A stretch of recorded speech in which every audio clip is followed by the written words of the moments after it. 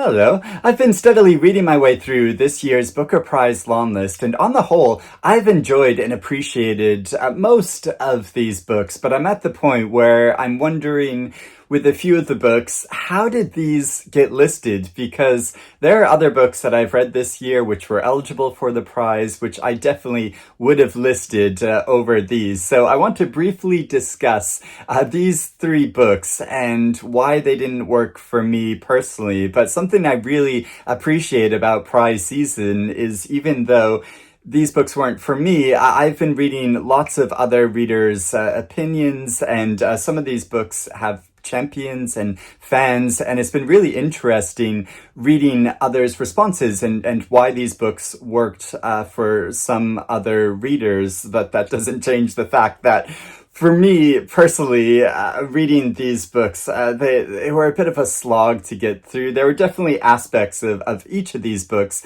that I appreciated. I don't think they're bad books, but for me, the barometer is, am I excited to go back and continue reading them? And with each of these books, ironically, it took me longer to read some of these books than some of the other books on the long list, which are much longer. I mean, these are some of the shortest books on the list. But while I was reading them, and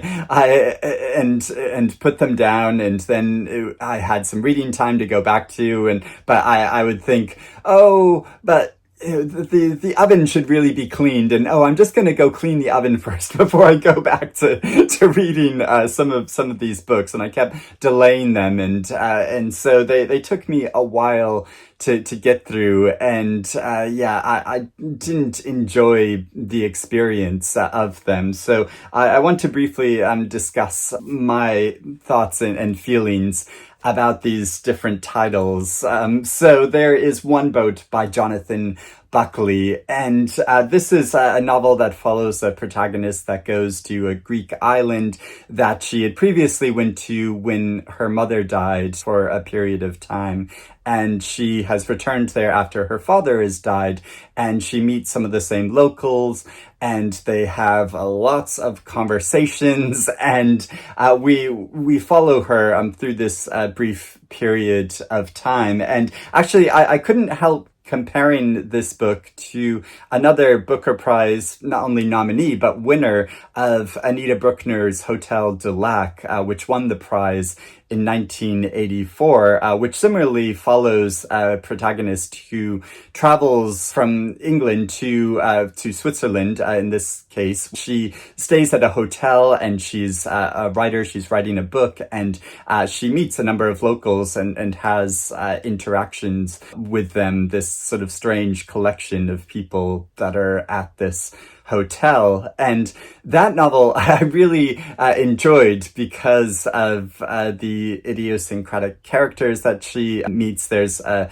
great sense of humor to that story, while also touching upon a lot more profound things.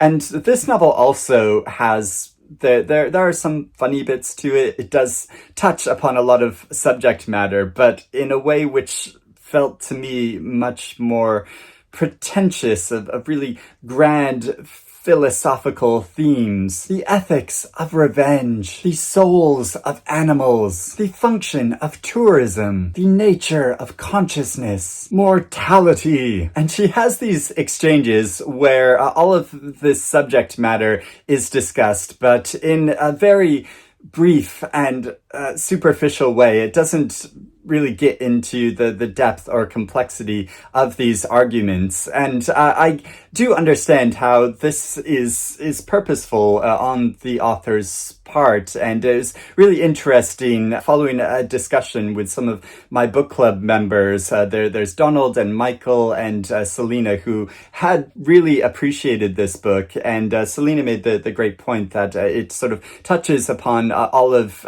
these subjects in a way that we experience in everyday life, unless we happen to be experts in all of these different subject matters. We might fleetingly think about these different ideas, but then they sort of pass us by, and we just carry on with our life. And I do appreciate how it does that. But for me, following these conversations, it just felt so awkward, and it felt more like an author sitting there thinking about these big ideas and just touching upon them, rather than really getting into the subject matter. And with her profession, so she is a lawyer, and this reminded me, how this was presented reminded me of there's an M. Night Shyamalan movie called Old. Did anybody else see that, where you have a number of different characters pronouncing their professions and the nature and meaning of these professions? So you have Gal Garcia Bernal, who says, I am a doctor, I help to heal the sick. And in this, she basically says, I am a lawyer, I have an innate sense of justice. And this all led me to feel that both in her profession and her interactions with these other characters, that she herself was just a constructed character that I didn't entirely believe or feel emotionally invested in. The novel also touches upon some topical subject matter of wildfires and climate change and invasive species, and there's one character that says he only wants the right kinds of immigrants into to Greece, which is scarily topical for what's going on in Britain at the moment. But again, it just kind of brushes upon this subject matter without dealing with it in any sort of full way. The novel also discusses the nature of writing itself, because while she is staying there, she is taking little notes about her impressions of the area, of these reflections about the environment and the interactions she has. And this kind of takes on a metafictional element in some aspects of the novel of how this can be brought together to form a larger story. And one of the characters, Petros, who she interacts with a lot and has a lot of these banal philosophical discussions with. He is also a poet, and he's published a small poem in which he goes out and buys and reads, and the locals kind of sneer at this and kind of like, oh yes, that poem he wrote, and say, oh, he should just stick to fixing cars, and I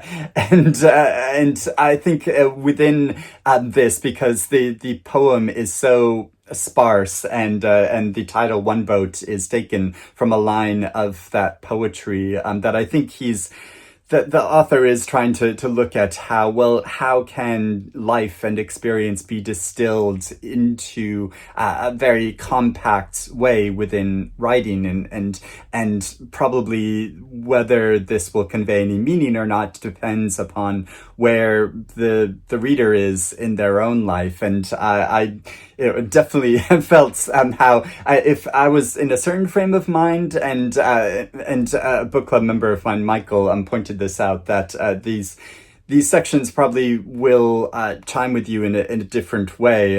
But I guess when I was reading this book, it definitely, I wasn't in the right frame of mind for it, that it passed me by. I found it very frustrating. Michael described this book as like the Booker Prize winner Orbital on steroids, and in how it tries to pack in so much meaning into such a short space of time. But yeah, again, it's really interesting to compare that with Orbital, because with Orbital, I did really appreciate and enjoyed that book, even though, again, it touches upon a wide range of subject matter, but just in a way that felt much more cohesive and meaningful to me, that I did believe these characters of the astronauts that were up in space in Orbital. But in One Boat, I didn't really buy into these different characters. So yeah, there were some sections of it I enjoyed. She sort of goes underwater diving, and I always really appreciate sections of that in a book, and discovering this whole other world under the water. And there's also a certain line of the book where he writes, "We arrive at decisions by our own route. And when we have arrived and have done what we had to do, we find our reasons for what we have done." And I thought that was such an interesting way of framing how we justify things to ourselves, that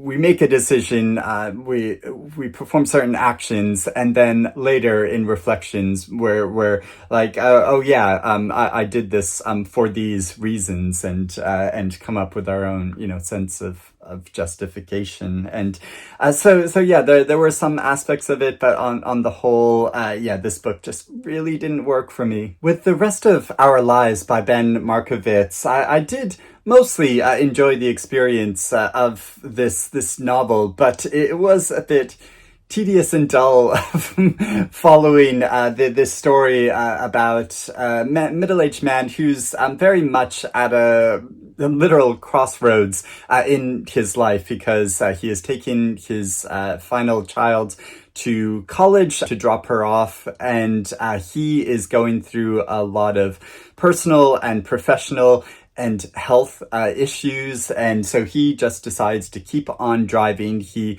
visits a number of people from his past. We follow him on this meandering journey. Now, I couldn't help throughout the entire novel feeling like I was at a wedding reception and sitting next to a stranger for 3 hours who is very dull, and listening to him drone on about his life. I mean, he is a self-professed, middle-aged, boring, balding white man, and all perspectives are valid, but not all of them are as interesting as other ones. And so for so much of the book, I felt I was just sitting there listening to him as he goes on, "Oh yes, I'm staying at the Holiday Inn, and I had to reach it by getting off the highway, not taking the first exit, but taking the second exit. I like to play basketball, and I used to shoot hoops. I was never that good, but I was okay. And hey, you know what annoys me? My company is making me put in my email signature, he, him. What is that all about?" And for most of the novel, I listened to him droning on about all of this. And with that final point, it does touch upon, I think, why this novel feels so topical and relevant, because this central character, his political position is, I guess what you could say is just kind of a bit right of center. That's probably how he would characterize himself, but it gradually interrogates that over the course of the novel, especially with some other people he encounters, and discovering some other opinions about a range of subjects to do with race and persecution, and that white men are the most persecuted members of our society. And it does interrogate that notion over the course of the novel, but following his journey, it just was way too meandering. There were so many random experiences and descriptions, which just didn't feel very interesting to me. So while I was reading it, I was comparing this to another long-listed novel of love forms, which is also filled with a lot of seemingly banal detail, and this novel really worked for me, whereas this one didn't. And I've been trying to think about and examine why that is, and I think it's probably because this novel, the setup to it and the conclusion of it, really encapsulated for me why all of these details were so relevant and meaningful to the central character of the story. And I know not every reader felt that way, but with the rest of our lives, the setup and concept of it is a compelling one, but the conclusion of this just really didn't feel that impactful for me. It was a bit of a wah-wah. It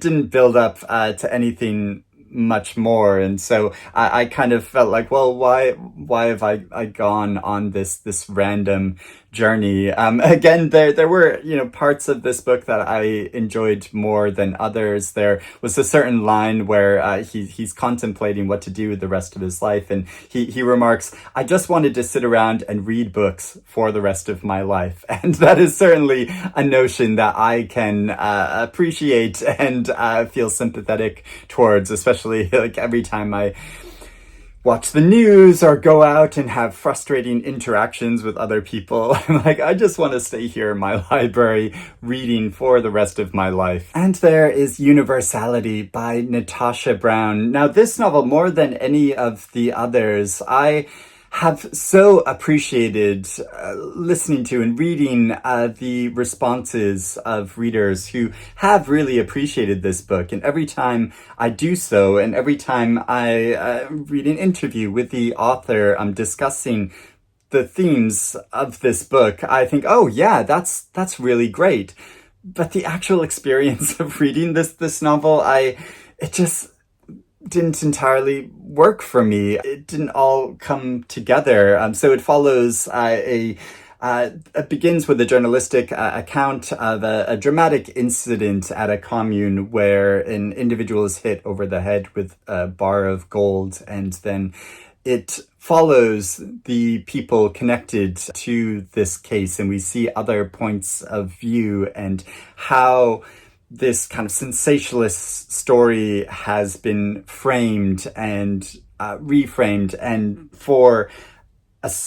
to make certain political points. And we get to a point in the narrative where we see one of the individuals involved, who is these journalists who kind of pounce upon certain topics and then exploit them for the divisive aspects of them as a way of rousing people and gaining attention and getting clicks, and that becomes more the point of a certain form of journalism than really trying to interrogate what is happening and conveying that to the wider population. And we see so much more of this in the media these days, and it's kind of how things have gone, and this is shaping so much of the public conversation and creating divisions rather than building to more cohesive society in a way that we can actually work and live alongside each other. And I totally get how she is trying to show that in this novel, but with the actual experience of reading it, I just felt like these characters are very broad, and I would have appreciated more an essay about this subject matter than a novel that's trying to frame these ideas through a set of characters. And yeah, the book was just overall disappointing for me, especially because I enjoyed Natasha Brown's novel Assembly so much. But then when I go and I see things in the media which are so infuriating in how they are just trying to rouse people's anger and frustration rather than having core values which they are trying to explore in relation to what is happening in the world today, then this novel feels more relevant to me than any of the other books on the long list. So it's one that I feel really torn about and uncertain about. And yeah, so that's how I feel about these three books on the long list in particular. But as I said, all the other books I've really enjoyed and appreciated. But I would love to hear your opinions about these books. How did you feel about them? Did they work for you or not work for you? I'd really love to hear about that and discuss that in the comments below. Or are there any other books on the long list that really didn't work for you? I'd love to hear about that as well. But thank you for watching me discuss my unfortunate reactions to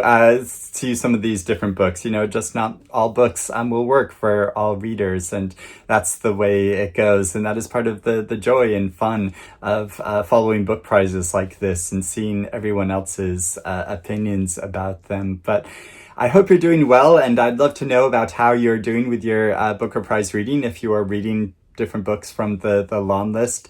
And I will speak to you again soon. Bye-bye.